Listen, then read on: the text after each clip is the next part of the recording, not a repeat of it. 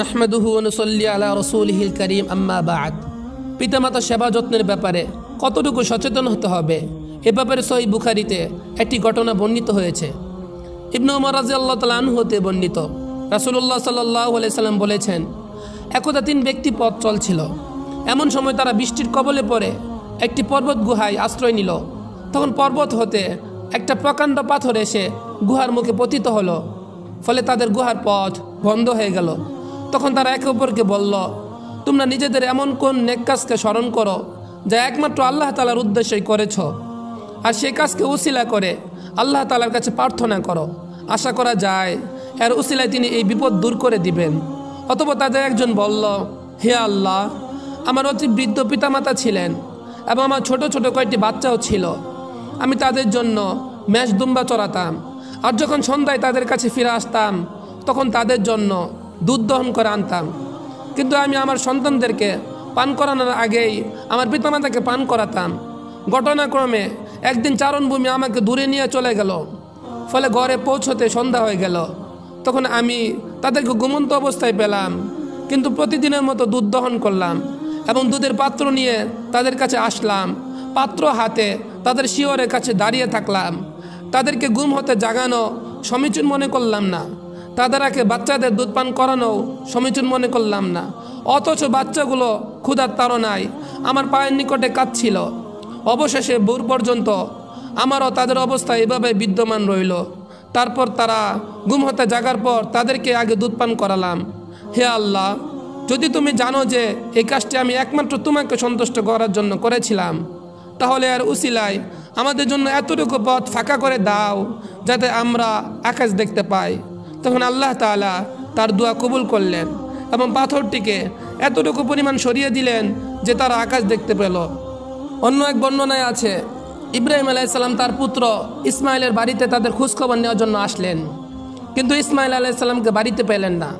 তখন তার স্ত্রীকে ইসমাইল সম্পর্কে জিজ্ঞাসা করলেন।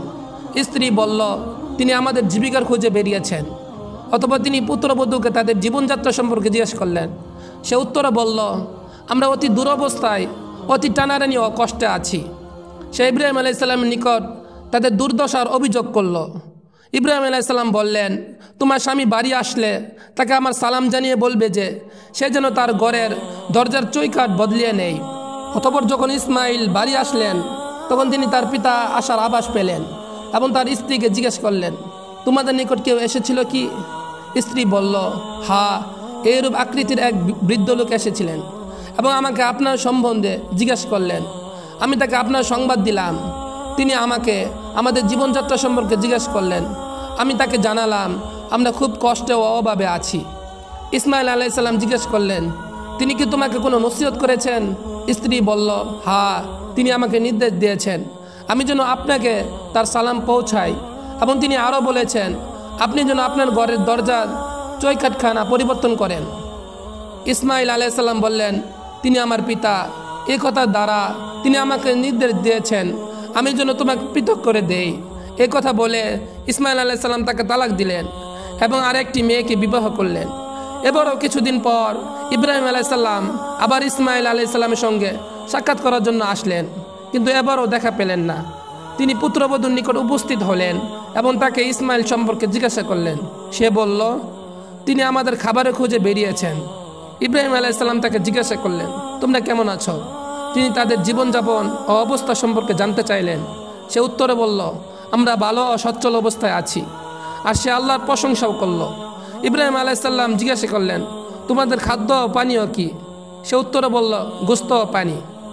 ইব্রাহিম আলাইহিস সালাম দোয়া করলেন, হে আল্লাহ, তাদের গোশত ও পানিতে বরকত দাও। তারপর ইব্রাহিম আলাইহিস সালাম বললেন, তোমার স্বামী বাড়ি আসলে তাকে আমার সালাম বলবে, আর বলবে যে সে যেন ঘরের দরজার চৌকাঠ ঠিক রাখে। অতঃপর ইসমাইল আলাইহিস সালাম ফিরে এসে সে ওই স্ত্রীকে জিজ্ঞাসা করলেন, তোমার নিকট কেউ কি এসেছিল? সে বলল, হ্যাঁ, একজন সুন্দর চেহারার বৃদ্ধ লোক এসেছিল এবং সে তার প্রশংসা করল। তিনি আমাকে আপনার সম্বন্ধে জিজ্ঞাসা করলেন এবং আমাদের অবস্থা সম্পর্কে জানতে চাইলেন। ইসমাইল আলাইহিস সালাম বললেন, তিনি কি তোমাকে কিছু আদেশ করেছেন? সে বলল, হ্যাঁ, তিনি আপনার প্রতি সালাম জানিয়েছেন এবং বলেছেন আপনি যেন আপনার ঘরের চৌকাঠ ঠিক রাখেন। ইসমাইল বললেন, তিনি আমার পিতা, তিনি আমাকে আদেশ করেছেন আমি যেন তোমাকে স্ত্রী হিসাবে বহাল রাখি। উল্লেখিত হাদিস দুটি দ্বারা প্রমাণিত হয় যে পিতামাতার সাথে কিরূপ আচরণ করতে হবে।